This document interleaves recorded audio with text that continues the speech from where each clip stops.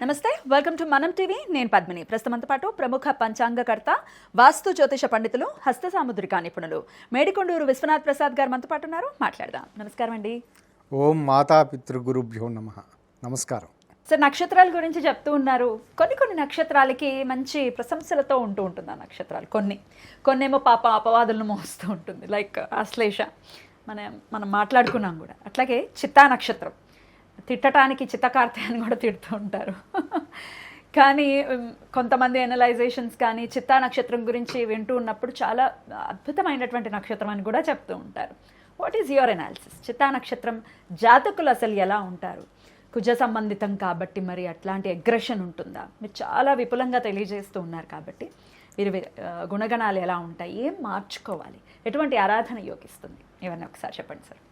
మీరు ముందు అడిగిన విధంగా చిత్తకార్తె అనే పదం, ఇది రవి చిత్తా నక్షత్రంలో సంచరించే సమయంలో వర్షానికి సంబంధించి ఆ సమయంలో కొంచెం తరచుగా కొంచెం వాతావరణం చల్లగా ఉండటం, వర్షానికి సంబంధించి ఇటువంటి ఉండటం కారణం చేత కొంత ప్రకృతిలో కొంచెం అనుకూల ఆహ్లాదకరమైన వాతావరణం ప్రకృతిగా ఉండటం ఆ కారణం చేత దానికంటూ ప్రత్యేకమైన పేరేదో పెట్టారు. అంటే అది ఆహ్లాదకరంగా ఉంటుంది అనే ఉద్దేశమే కానీ దాంట్లో వేరే అపవాదు అనేది కాదు. ఇక్కడ చిత్తా నక్షత్రం అనేది చాలా స్థిరమైన నక్షత్రం. అందుచేతనే జ్యోతిష శాస్త్రంలో ప్రస్తుతం మనం అనుసరిస్తున్న పద్ధతుల్లో చైత్రపక్షైనాంశ అంటే చిత్తా నక్షత్రం మధ్య భాగం నుంచి 180 డిగ్రీల కోణస్థితిలో మేషరాశి ప్రారంభం అవుతుంది అనే అంచనాతోటి చైత్రపక్షాయనాంశని డెరైవ్ చేయడం జరిగింది. అంటే చిత్తా నక్షత్రం చాలా స్లోగా ఉండే చాలా పెద్ద నక్షత్రం అని. ఈ నక్షత్రం అందరికీ తెలిసిన విధంగా 2 పాదాలు కన్యారాశిలోను 2 పాదాలు తులారాశిలోనూ ఉంటాయి. ఇక్కడ ఈ రెండిటికి సంబంధించి అంటే ఈ 2 రాశుల్లో ఉన్నప్పటికీ చిత్తా నక్షత్రానికి వింశోత్తరీనాథుడి ప్రకారం, వింశోత్తరీ దశల ప్రకారం అధిపతి కుజుడు. ఆ తదుపరి కన్యారాశిలో ఉన్నప్పుడు అధిపతి బుధుడు. తులారాశిలో ఉండే 3-4 పాదాలకి ఆ రాశ్యాధిపతి శుక్రుడు. ఇక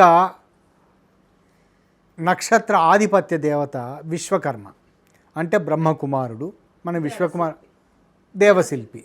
అంటే అక్కడ ఆ ప్రత్యేకమైన కారకత్వం ఇవ్వడానికి కారణం ఏమిటంటే ఆర్టిస్టిక్ లక్షణాలు. అంటే దేవశిల్పికి సంబంధించిన లక్షణాలు అంటే ఆర్టిస్టిక్ లక్షణాలే కదా. ఆర్కిటెక్ట్ కదా ఆయన. ఆర్టిస్టిక్ అంటే ఏదైనా ఒక దాన్ని చక్కగా దేవతల ఆర్కిటెక్ట్గా మనం పరిగణలో తీసుకుంటాం. విశ్వకర్మ అనే పదానికి ప్రతి విషయంలోనూ చాలా అందంగా అమర్చి తయారు చేయగలిగే నైపుణ్యత ఉన్నవాడు. వీళ్ళకి ఆ తత్వం ఉంటుందా? తత్వం ఉంటుంది. ఇక ఈ యోగిని దశలకు సంబంధించి చూసుకున్నప్పుడు దీనికి అధిపతి మంగళ అంటే చంద్రుడు. అంటే యోగిని దశల్లో మంగళ అనే పదానికి చంద్రునికి సంబంధించిన ఇది అని. కాబట్టి వీటన్నిటినీ పరిగణలో తీసుకున్న సన్నివేశంలో వీరికి సంబంధించి చిత్తా నక్షత్రం వారు మనసులో అనుకునే విషయాలు లేదా వారు ప్రదర్శించే విషయాలు ఇవన్నీ ఏదో రకంగా ఎదుటి వారిని ఆకట్టుకునే విధంగా ఒక కళాత్మకంగా ఉంటాయి. అంటే ఎదుటివారు గుర్తించే వారి హావభావ విశ్లేషణ చేయటం కావచ్చు, లేదా వారు ధరించే దుస్తులు కావచ్చు, లేదా వారికి ఉన్న అలవాట్లు కావచ్చు. అది పాజిటివ్గా కానీ నెగిటివ్గా కానీ ఎదుటివారు వాటి ద్వారా అతని పేరును ఆ వ్యక్తిని గుర్తుంచుకునే విధంగా ఉంటూ ఉంటాయి. ఇది ఒక ప్రత్యేకమైన సౌలభ్యత, అనుకూలతలు. వీరికి చిత్తా నక్షత్రంలో పుట్టిన వారికి అందరూ గౌరవిస్తూ ఉంటారు. ప్రతి ఒక్కరూ వీరిని గౌరవిస్తూ ఉంటారు. వీరికి తగిన ప్రాధాన్యత ఇస్తూ ఉంటారు. కానీ వీరిలో ఏదో ఒక చిన్న లోపం ఉండే అవకాశాలు ఉంటాయి. ఆ లోపాన్ని ఎదుటివారు అంటే కేవలం జీవిత భాగస్వామి, కుటుంబ సభ్యులు మాత్రమే కాకుండా వారి కొంచెం పరిచయం ఉన్న వాళ్ళు కూడా వారిలో ఉండే ఏదైనా దురలవాటు కావచ్చు లేదా మరొక రకమైన లోపం కావచ్చు, దాన్ని యాక్సెప్ట్ చేస్తూ వారిని గౌరవించే విధంగా వీరి వ్యక్తిత్వం, ప్రవర్తన ఉంటుంది. చిత్తా నక్షత్రంలో పుట్టిన వారికి సంబంధించిన వారు ఎవరికి హాని చేసే పరిస్థితి అయితే ఉండదు. కాబట్టి వారిని మనం పరిపూర్ణంగా నమ్మొచ్చు. ఇక చిత్తా నక్షత్రం మొదటి పాదానికి సంబంధించి చూసుకున్నప్పుడు ఇక్కడ కాంబినేషన్ ఏమిటి? బుధుడు కన్యా రాశిలో ఉండటం, రెండవది అధిపతి నక్షత్రాధిపతి అంటే వింశోత్తరి నాది కుజుడు కావటం, బుధ కుజ కాంబినేషన్ ఉండటం, దాని తర్వాత సింహ నవాంశాధిపతి కావటం, ఒకటో పాదం సింహరాశిలో పడుతుంది. సింహరాశి నవాంశాధిపతి కావటం. వీటి కారణాల చేత వీటికి సంబంధించి చూసుకున్నప్పుడు వీరు ప్రతి విషయంలోనూ బయటికి కనిపించని ఈగో వారిలో ఉంటుంది. వారికి కనిపించని బయట వారికి ఈగో వారికి ఇంత అహంకారానికి ప్రదర్శిస్తున్నారు, అహంకారానికి లోనవుతున్నారు అనే విషయం ఎదుటి వారికి ఏమాత్రం తెలియదు. వారికి అటువంటి తీవ్రమైన అహంకారం మనసులో ఉంటుంది. అది ఎదుటి వారికి ఏ సందర్భంలోనూ అర్థం కాదు. కానీ వీరు చేసే పనులు అహంకారంతో, ఉదాహరణ మనం చూస్తూ ఉంటాం బయట, ఏదో వారికి వ్యతిరేకంగా ఒకరు చేశారనుకోండి, వీరు కామ్గా చూస్తూ అలానే ఉంటారు. వారి రియాక్షన్ ఏమి ఉండదు. దాని తర్వాత జన్మలో వాళ్ళని కలవరు, వాళ్ళని అవాయిడ్ చేసేస్తారు. ఏమిటంటే ఎవరికీ చెప్పరు ఎందువలన ఆ వ్యక్తిని అవాయిడ్ చేశారు, లేదా ఎందువలన ఆ పనిని మీరు కావాలని ఒక లాభదాయకంగా ఉండే పనిని మీరు వదులుకున్నారు అనే దానికి కారణం చెప్పరు. కేవలం వీరి ఈగో సాటిస్ఫై కాలేదు అని. అదే కుటుంబపరమైన విషయాలకు వచ్చినప్పుడు కుటుంబంలో కూడా ఇటువంటి లక్షణాలను ప్రదర్శిస్తారు. అదేమిటి? జీవిత భాగస్వామి వీరిని ఈగో హర్ట్ చేశారనుకోండి, ఆడ కావచ్చు మగవ కావచ్చు, వారు వ్యక్తీకరించరు, ఏదీ చేయరు. అసలు వారిలో దాన్ని పట్టించుకున్న భావనలు ఇవేమీ ఉండవు. కానీ వారు దానికి రియాక్షన్గా వారికి ఎప్పుడో ఎప్పటికీ అర్థం కాదనుకోండి, ఎప్పుడో దానికి సంబంధించిన దాన్ని పూర్తిగా వారు అడిగిన ప్రశ్నకి దాన్ని అవాయిడ్ చేస్తారు. దీని ద్వారా జీవిత భాగస్వామి అర్థం కాకుండా వారికి వీరు ఎందుకు ఇలా ప్రవర్తిస్తున్నారు అనే విషయాన్ని మానసికంగా అర్థం చేసుకోలేని స్థితిలో చాలా ఒత్తిడికి లోనయ్యే పరిస్థితులు ఉంటాయి. వీటి కారణాల చేత వైవాహిక జీవితంలో కలతలు వచ్చే అవకాశాలు ఉంటాయి. ఇలాంటి వారు ఇది విద్యార్థులకు సంబంధించి చూసుకుంటున్నప్పుడు ఇలాంటి వారు వారి కళాత్మకతని ప్రదర్శించడానికి అనుకూలించే రంగాల్లో ఆర్కిటెక్ట్స్ కావచ్చు, లేదా బిల్డింగ్ ప్లానర్స్ కావచ్చు, లేదా సాఫ్ట్వేర్ రంగానికి సంబంధించి సాఫ్ట్వేర్ ఆర్కిటెక్ట్స్ ఉంటారు, దానికి సంబంధించిన వారు కావచ్చు, ఆర్టిఫిషియల్ ఇంటెలిజెన్స్ సంబంధించిన వారు కావచ్చు. ఇలాంటి వారు దాంట్లో ప్రవేశించినప్పుడు అనుకూలమైన ఫలితాలు ఉంటాయి. వీరు సంతానం పట్ల విపరీతమైన మమకారం కలిగి ఉంటారు. సంతానంతో చాలా చక్కగా వారి పట్ల చాలా ఆకర్షితులై ఉంటారు. ఇక రెండవ పాదానికి సంబంధించి చూసుకున్నప్పుడు రెండవ పాదానికి అధిపతి నవాంశాధిపతి బుధుడే అయ్యాడు, అంటే కన్యా రాశి అయింది. ఇక్కడ కాంబినేషన్ మిగతా వర్తించే కాంబినేషన్సే ఉన్నాయి. వీరు ఈ కారణం చేత వీరు ఎక్స్ప్రెసివ్నెస్ చాలా ఎక్కువగా ఉంటుంది. కుజ బుధ కాంబినేషన్ ఉన్న కారణం చేత కుజుని యొక్క నక్షత్రం బుధుని యొక్క రాశిలో నవాంశాధిపతి కూడా లగ్నంలోనే, అంటే చంద్ర లగ్నంలోనే ఉన్న కారణం చేత వీరి యొక్క ఎక్స్ప్రెసివ్నెస్ ఇదంతా ఎలా ఉంటుందంటే ఎదుటివారికి సంబంధించి ఎదుటివారు ఏం చెప్తున్నారో వినరు, తాము చెప్పదలుచుకున్న విషయాన్ని చెప్తారు. ఆ చెప్పదలుచుకున్న ఎక్స్ప్రెసివ్నెస్ ఎలా ఉంటుందంటే ఇంపల్సివ్గా ఉంటుంది. నేనేం చెప్పదలుచుకున్నాను, ఏమిటి, ఎదుటివారు ఏం ఆశిస్తున్నారు అనే ఆలోచన ఏది ఉండదు. నేను ఈ విషయం ఇక్కడ మిమ్మల్ని ఈ క్షణం కలవాలనుకున్నది ఈ విషయం చెప్పడానికి, మీ రియాక్షన్ ఎలా ఉంటుంది అనే దానికి సంబంధం లేకుండా వారు వ్యవహరిస్తారు. ఇది కొన్ని సందర్భాల్లో ఉపయోగపడుతుంది. అడ్మినిస్ట్రేటర్స్కి సంబంధించి అనుకున్నప్పుడు వారికి సమయం చాలా విలువైంది. అడ్మినిస్ట్రేటర్స్ వారి కింద పనిచేసే వారి దగ్గరికి వచ్చి నువ్వు ఈ పని చెయ్యి, ఆ పని చెయ్యి అని చెప్పటం, ఈ పనిలో సరైన ఇది లేదు, సరైన అవుట్పుట్ సరిగ్గా లేదు అని చెప్పటం, ఇటువంటి ఏదన్నా అడ్మినిస్ట్రేటర్స్కి బాగా ఉపయోగపడుతుంది. ఎక్కువ మందిని అలానే ఎక్కువ మందిని కలిసే అవకాశం ఉన్న వ్యక్తులతోటి క్లుప్తంగా సూటిగా మాట్లాడే తత్వం ఉన్న అవసరం ఉన్న ఏ ఫీల్డ్ అయినా వీరికి ఉపయోగపడుతుంది. కానీ కుటుంబపరమైన విషయాలలో ఇదే లక్షణాలను చూసుకుంటున్నప్పుడు నేను చెప్పిందే వినాలి, నేను ఇదే చెప్తాను, ఎదుటి వారి ఫీలింగ్స్ తోటి వారి సమాధానంతో సంబంధం లేదు. ఈ విధంగా వ్యవహరించడం వలన తల్లిదండ్రులు కావచ్చు, జీవిత భాగస్వామి కావచ్చు, వీరిని వ్యతిరేకించే పరిస్థితులు ఉంటాయి. ఇదే ఇక్కడ 36 సంవత్సరాల లోపల వీరికి వివాహం జరిగిన సందర్భాలలో ఇక్కడ ముందు వివరించాను కదా, మంగళుడు అంటే చంద్రుడు యోగిని దశల ప్రకారం 36 సంవత్సరాల తర్వాత వీరికి అనుకోని విధంగా వైవాహిక జీవితంలో సమస్యలు వచ్చే అవకాశం ఉంటుంది. వీరు పొరపాటున శ్వాసనాళాలకి శ్వాసకోశాలని ఇబ్బంది పెట్టే దురలవాట్లు, అంటే ఉదాహరణకి సిగరెట్ స్మోకింగ్ ఇటువంటి వాటి పట్ల ఆకర్షితులు గనక అయిన సందర్భాలలో వీరు అనుకోని విధంగా సివియర్ ఎయిర్వే డిసీజ్ని ఎదుర్కొనే పరిస్థితులు ఉంటాయి. తద్వారా వీరికి చాలా 36 సంవత్సరాల తర్వాత చాలా శారీరక మానసిక ఒత్తిడిని ఎదుర్కొనే అవకాశాలు ఉంటాయి. ఇక 3వ రాశి సంబంధించి 3వ పాదానికి సంబంధించి చూసుకుంటున్నప్పుడు 3వ పాదం తులారాశి అయింది. తులారాశికి అధిపతి శుక్రుడు.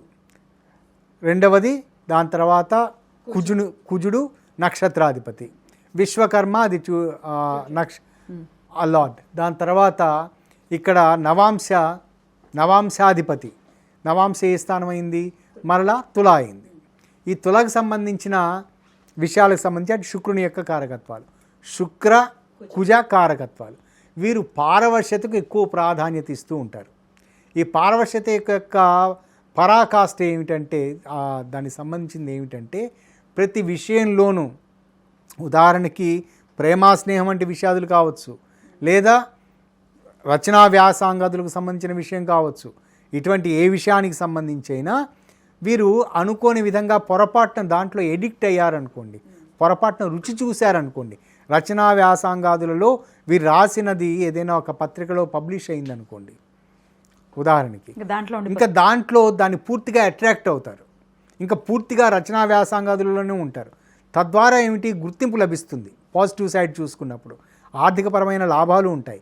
కానీ వారు చేస్తున్న వృత్తి పట్ల నిబద్ధత లేకపోవటం కారణం చేత వృత్తిలో చెడ్డ పేరు తెచ్చుకునే అవకాశాలు ఉంటాయి. దురలవాట్లకు సంబంధించి చూసుకున్నప్పుడు వారు పొరపాటున ఏదైనా దురలవాటు అయినదే అనుకోండి, పారవర్శ్యతకు సంబంధించి దాంట్లోనే కూరుకుపోతారు, బయటికి రావటం. ఆఖరికి వారికి 36 సంవత్సరాలు దాటిన తదుపరి కూడా ఇటువంటి లక్షణాలే ఇవే కొనసాగే అవకాశాలు ఉంటాయి. దాని తర్వాత 4వ పాదానికి సంబంధించి చూసుకున్నప్పుడు 4వ పాదానికి సంబంధించి ఇక్కడ కూడా తులారాశి, 4వ పాదం తులారాశిలో ఉంటుంది శుక్రుడు. కానీ ఇక్కడ కారకత్వం నవాంశాధిపతి వృశ్చికం, కుజ శుక్రుల కారకత్వానికి సంబంధించింది అయింది. వీరు ఈ కారకత్వం కారణం చేత వీరు ఎప్పుడు కుజ శుక్రుల కాంబినేషన్ ఉన్న సన్నివేశాలలో వీరికి సంబంధించి ఎక్కువగా ఆపోజిట్ సెక్స్ అట్రాక్షన్స్ వైపు ఆకర్షితులయ్యే అవకాశాలు ఉంటాయి. చిన్నప్పటి నుంచి వీరి యొక్క మానసిక స్థితి ఎలా ఉంటుందంటే వారికి బహుశా ఆడవారు అనుకోండి, వారికి మగ స్నేహితులు చిన్నప్పటి నుంచి వారి ఎక్కువ మగపిల్లలే వారికి స్నేహితులుగా ఉండే అవకాశం ఉంటుంది. ఆడవారికి సంబంధించి మగవారికి సంబంధించి చూసుకున్నప్పుడు ఆపోజిట్గా ఎక్కువ మంది అమ్మాయిలతోటి, అంటే వీరి అర్థం వారితోటి ప్రేమలు ఎఫైర్స్ ఉంటాయని కాదు, స్నేహితులు ఎక్కువగా ఉంటారు, వారి పట్ల ఆకర్షితులు అవుతారు. వారికి సంబంధించి మనం చూస్తూ ఉంటాం, కొన్ని సందర్భాల్లో చూస్తూ ఉంటాం, వారు ఒక అబ్బాయి ఎక్కువ మంది అమ్మాయిలతోటి మాట్లాడుతూ ఉంటారు, వాళ్ళకి బహుశా వారికి సంబంధించి సహాయం చేస్తూ ఉండటం, ఇటువంటి వాళ్ళందరిలోనూ తలలో నాలికలాగా ఉంటూ ఉంటాడు, అంటే వారికి సంబంధించిన ప్రతి పని చేసి పెడుతూ ఉంటాడు. ఇది వారికి పాజిటివ్ కూడా. కానీ అది ఎప్పుడు నెగిటివ్ అవుతుందంటే వీరికి లభించే జీవిత భాగస్వామి దాన్ని గుర్తించి కుళ్ళుకొనే విధంగా, అంటే జెలస్గా ఫీల్ అయిన సందర్భాలలో నెగిటివ్ అవుతూ ఉంటుంది. ఇటువంటి కారణాల చేతనే వైవాహిక జీవితంలో కలతలు వచ్చే అవకాశాలు ఉంటాయి. కానీ వీరికి ప్రతి ఒక్కరితోటి కేవలం నిర్మలమైన స్నేహం అనే ఒక తత్వం మాత్రమే ఉంటుంది. కానీ వారితోటి మరే రకమైన ఇబ్బందికర వేరే రకమైన సంబంధ బాంధవ్యాలు ఉండే అవకాశం ఉండదు. వీరు కూడా సంతానానికి సంబంధించి రక్త సంబంధీకులకు సంబంధించి ఎక్కువ ప్రాధాన్యత ఇస్తూ ఉంటారు. వారికి చాలా అనుకూలంగా ఉంటుంది. పూర్వార్జితాలు పిత్రార్జితాలు ఆయాచితంగా వీరి ప్రయత్నం లేకుండానే వీరికి లభించే పరిస్థితులు ఉంటాయి. ఇక ఏ నక్షత్రాల జోలికి వెళ్ళొద్దు సార్ వీళ్ళు? ఇక్కడ కామన్ ఫ్యాక్టర్స్ చూసుకుంటున్నప్పుడు ఈ మొదటి పాదాలు చిత్తా నక్షత్రం 2 పాదాలకు సంబంధించి చూసుకుంటున్నప్పుడు వీరు గురు నక్షత్రాలకు సంబంధించి వెళ్లకుండా ఉండటం మంచిది. అంటే ఇక్కడ ముందు వివరించినట్లుగా చతుర్థ సప్తమాధిపతి అయ్యాడు, అంటే మనం హస్త నక్షత్రంలో వివరించుకున్నాం. కానీ ఇక్కడ విషయంలో వీరు గురు నక్షత్రాలకు సంబంధించి అంత అనుకూలమైన ఫలితాలు ఉండే అవకాశాలు ఉండవు. కానీ శనికి సంబంధించిన నక్షత్రాలు మధ్యమ స్థాయిలో ఉంటాయి. కానీ చంద్ర రవికి సంబంధించిన నక్షత్రాలు వీరికి చాలా అనుకూలమైన ఫలితాలను ఇస్తాయి. అద్భుతం సార్. ఏ ఆరాధన వీరికి యోగిస్తుంది? సహజంగా విశ్వకర్మ అంటే వీరు మెడిటేషన్ చేయటం లాంటిది. బ్రహ్మ యొక్క పుత్రుడిగా మనం భావిస్తున్న విశ్వకర్మ కాబట్టి వీరికి దాని ముఖ్యంగా ఈ నక్షత్ర అధినాయకత్వ లక్షణాలను సూచించడానికి పెట్టడానికి ఒక దేవతలను పెట్టడానికి కారణం ఏమిటంటే వారు పూజించే తత్వాన్ని, ఏ తత్వాన్ని పూజిస్తే అనుకూలంగా ఉంటుందో వారు ఏ తత్వంలో ఉంటారో రెండు విశ్లేషణ కొరకు చెప్పింది. ఇక్కడ బ్రహ్మకు సంబంధించిన విషయం ఏదైనా ఇది ఉన్నప్పుడు డైరెక్ట్గా బ్రహ్మగారికి పూజ చేసే అవకాశం లేదు కాబట్టి మెడిటేషన్ ఇటువంటివి ఏదైనా చేయటం, దాని తర్వాత దగ్గరలో ఉన్న మేధావులను, వారికి పరిచయమైన మేధావులను, గురువులను, ఆధ్యాత్మిక గురువులను వారిని సందర్శిస్తూ ఉండటం. ఎందుకంటే ముందు వివరించినట్లుగా చిత్తా నక్షత్రానికి సంబంధించి మనం వారికి దురలవాట్లైన సందర్భాలలో దాని నుంచి బయటపడే అవకాశాలు తక్కువగా ఉంటాయని వివరించడం జరిగింది కదా. ఆ కారణం చేత వీరు ఆధ్యాత్మిక మార్గంలో స్పిరిచువాలిటీకి సంబంధించి లేదా స్పిరిచువాలిటీ కాకపోయినా మరే ఇతర అయిన ఒక వారి వ్యక్తిత్వాన్ని అనుకూలంగా ప్రభావితం చేసే ఏదైనా ఒక సిద్ధాంతం వైపు ఆకర్షితులవుతాయి. దాన్ని అనుసరించినప్పుడు అనుకూలమైన ఫలితాలు ఉంటాయి. అద్భుతంగా తెలియజేశారు సార్, కృతజ్ఞతలు. ఇక నెక్స్ట్ వీడియోలో స్వాతి నక్షత్రం గురించి తెలుసుకుందాం. నమస్కారం అండి. నమస్కారం.